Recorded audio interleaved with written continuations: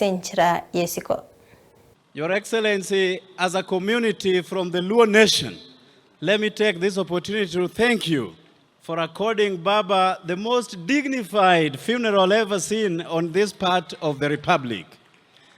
And Honorable Mr. President, we as a community are now certified orphans. And I've never seen any orphan giving conditionalities.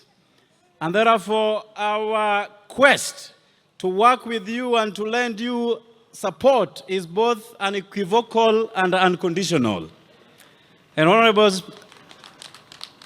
Mr. President, we will stand with you because of what you believe in and what you have done.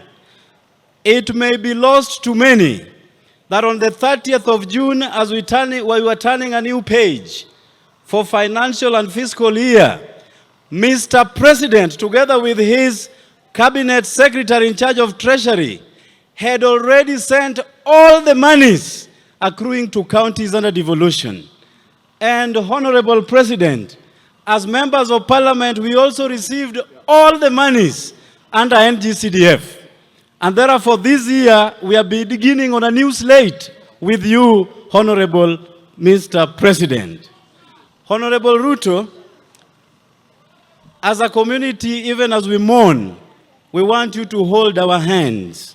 Baba led us for the last 40 years, and we are giving ourselves to you, Honorable President.